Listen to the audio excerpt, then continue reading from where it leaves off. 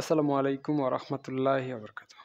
আজকে আমরা আর্থিক ব্যবস্থাপনা ফাইন্যান্সিয়াল ম্যানেজমেন্টের সাজেশন দেব। হিসাব বিজ্ঞান বিভাগ ৩য় বর্ষের শিক্ষার্থীদের জন্য এই সাজেশনটা প্রয়োজন। আমি ক বিভাগের সাজেশনটা আজকে দেব। এরপরে খ এবং গ বিভাগের সাজেশন দেব। চলুন তাহলে শুরু করা যাক। ফাইন্যান্সিয়াল ম্যানেজমেন্ট বা ইনভেস্টমেন্ট ম্যানেজমেন্ট আ সরি আর্থিক ব্যবস্থাপনা সাবজেক্ট। তো সাজেশনটাতে আমি একটু আপনাদের বলে রাখি, সেটা হচ্ছে যারা শুধুমাত্র পাস করতে চান, যাদের টার্গেট শুধুমাত্র পাস করা, তাদের প্রথম কাজ হবে আপনারা অঙ্কগুলো ভালো করে পড়েন। যদি অঙ্ক শেষ না করেই এ পার্ট পড়তে আসেন, তাহলে কোনো লাভ নাই। আপনাকে অবশ্যই আগে অঙ্ক শেষ করতে হবে। যতটুকু পারেন আগে অঙ্ক শেষ করেন। অঙ্ক শেষ করার পর যদি আপনার হাতে সময় থাকে, সেক্ষেত্রে আপনারা এ পার্টের প্রশ্ন পড়তে আসবেন। কারণ এ পার্টে টোটাল আপনি নাম্বার পাবেন ১০, আর অঙ্কে কিন্তু টোটাল নাম্বার পাবেন ৭০। সো ১০ নম্বরের জন্য ৭০ নম্বরের প্রস্তুতিটাকে পিছিয়ে রাখলে এটা আপনাদের জন্যই ভালো হবে না। তাই অবশ্যই আপনাদের উচিত আগে ম্যাথ অংশটুকু শেষ করা। যাদের ম্যাথ অংশ শেষ এবং এ পার্টের প্রশ্ন পড়তে চাচ্ছেন, তাদের জন্য যে প্রশ্নগুলো গুরুত্বপূর্ণ সেগুলো আমি টিক চিহ্ন দিয়ে দিচ্ছি। এগুলো আপনারা মুখস্থ করে নেবেন। যেমন এখানকার ৫ নম্বর প্রশ্নটা আপনাদের জন্য গুরুত্বপূর্ণ। এখানকার ১০ নম্বর প্রশ্নটা আপনাদের জন্য গুরুত্বপূর্ণ। এই পাশে এখানে ১৬ নাম্বার, এরপরে হচ্ছে ১৮ নাম্বার এবং হচ্ছে ২১ নাম্বার, আর এখানে ২৫ এবং ২৭ নাম্বার প্রশ্ন আপনাদের জন্য গুরুত্বপূর্ণ। সেই সাথে এই পাশের ৩০ নাম্বার প্রশ্নটা আপনাদের জন্য গুরুত্বপূর্ণ। ঠিক আছে? আচ্ছা, এখন আমরা দ্বিতীয় চ্যাপ্টারে আসি, capital budgeting and risk analysis. একটা বিষয় খেয়াল রাখবেন, সেটা হচ্ছে আপনাদের যে এই সাবজেক্টটা ফাইন্যান্সিয়াল ম্যানেজমেন্ট এবং ম্যানেজমেন্ট অ্যাকাউন্টিং, এই যে সাবজেক্টটা রয়েছে, এই ২ টা সাবজেক্ট মাত্র ৭ দিনে গুছিয়ে প্রস্তুতি নিয়ে পাস করতে আমাদের অনলাইন প্রাইভেট ব্যাচ রয়েছে। আপনারা যদি চান তাহলে আমাদের অনলাইন প্রাইভেট ব্যাচ যুক্ত হতে পারেন। এটা আপনাদের জন্য বেনিফিশিয়াল হবে। যদি আপনারা আমাদের প্রাইভেট ব্যাচ সম্পর্কে আরও বিস্তারিত তথ্য জানতে চান, সেক্ষেত্রে এই ভিডিওটার নিচে কমেন্ট করেন অথবা ইনবক্স করেন অথবা হোয়াটসঅ্যাপ করেন। ঠিক আছে? এখন চলুন তাহলে শুরু করা যাক। আমরা capital budgeting and risk analysis অংশে দেখি যে এখানে কোন বিষয়গুলো মুখস্থ করতে হবে প্রশ্নগুলো। এখানে ১ নম্বর প্রশ্নটা আপনাদের জন্য গুরুত্বপূর্ণ। এরপরে হচ্ছে এই যে ৪ নাম্বার প্রশ্নটা, তারপরে এখানে ৭ নাম্বার প্রশ্নটা আপনাদের জন্য গুরুত্বপূর্ণ।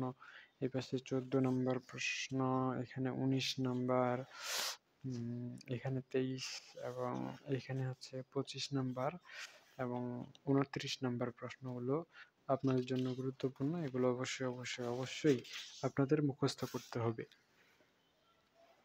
এখানে ৩৮ নাম্বার, এখানে ৩২ নাম্বার, তারপরে হচ্ছে ৪৩ এবং ৪৪ নাম্বার প্রশ্ন আপনাদের জন্য গুরুত্বপূর্ণ। এগুলো অবশ্যই আপনাদের মুখস্থ করতে হবে। মুখস্থ করার কোনো বিকল্প নাই। আর এই সাবজেক্টের পিডিএফ সাজেশন দিয়ে দেওয়া হয়েছে। এটা আমাদের free group, BBA group all department. আপনারা আমাদের এই গ্রুপে যুক্ত হয়ে পিডিএফ সাজেশন সহ অন্যান্য ইনস্ট্রাকশন এবং অন্য বইয়ের যে সাজেশনগুলো রয়েছে সেগুলো সংগ্রহ করে নিতে পারেন। সেই সাথে আপনারা যদি চান ম্যানেজমেন্ট অ্যাকাউন্টিং মাত্র ৭ দিনে গুছিয়ে প্রস্তুতি নিয়ে পাস করতে, তাহলে আমাদের এই ব্যাচে যুক্ত হতে পারেন। আর যদি ফাইন্যান্সিয়াল ম্যানেজমেন্ট সাবজেক্টে যুক্ত হতে চান, তাও হচ্ছে এই সাবজেক্টে যুক্ত হতে পারেন।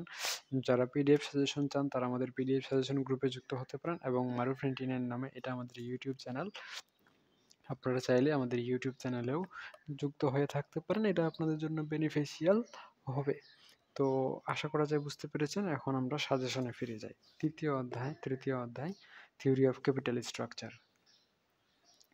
থিওরি অফ ক্যাপিটাল স্ট্রাকচারে যে প্রশ্নগুলো আপনাদের জন্য মুখস্থ করতে হবে গুরুত্বপূর্ণ, সেগুলো হচ্ছে ১ নাম্বার প্রশ্ন, এখানে ৩ নাম্বার, এখানে ৪ এবং এই পাশে হচ্ছে ৯ নাম্বার।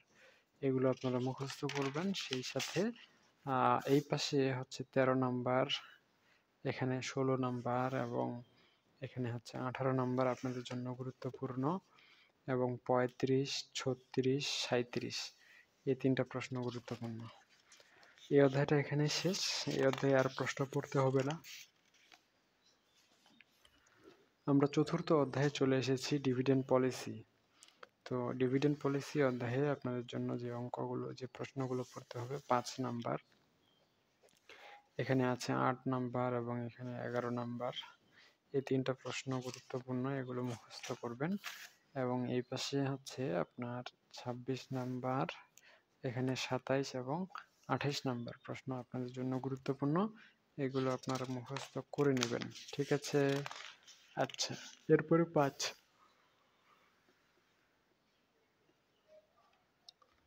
Capital market financing. তো এখানে ১ নম্বর প্রশ্নটা আপনাদের জন্য গুরুত্বপূর্ণ, যেটা মুখস্থ করতে হবে। এই পাশে ৯, তারপরে হচ্ছে ১৪ নাম্বার এবং এই পাশে হচ্ছে ১৭ নম্বর প্রশ্ন। এগুলো আপনাদের জন্য গুরুত্বপূর্ণ, এগুলো আপনাদের মুখস্থ করতে হবে, মুখস্থ করার কোনো বিকল্প নাই। এরপরে হচ্ছে ২৮, ২৯ এবং হচ্ছে ৩৭, এগুলো গুরুত্বপূর্ণ। আমরা পরবর্তী চ্যাপ্টারে চলে আসি। ষষ্ঠ চ্যাপ্টার, লিজ ফাইন্যান্সিং। তো লিজ ফাইন্যান্সিং চ্যাপ্টারে মাত্র ২টা প্রশ্ন পড়লেই যথেষ্ট। প্রথমে হচ্ছে ১ নম্বর প্রশ্নটা, তারপরে হচ্ছে ৬ নম্বর প্রশ্নটা। এই ২টা প্রশ্ন পড়লেই যথেষ্ট। এর পরবর্তীতে সপ্তম অধ্যায়, ওয়ার্কিং ক্যাপিটাল ম্যানেজমেন্ট।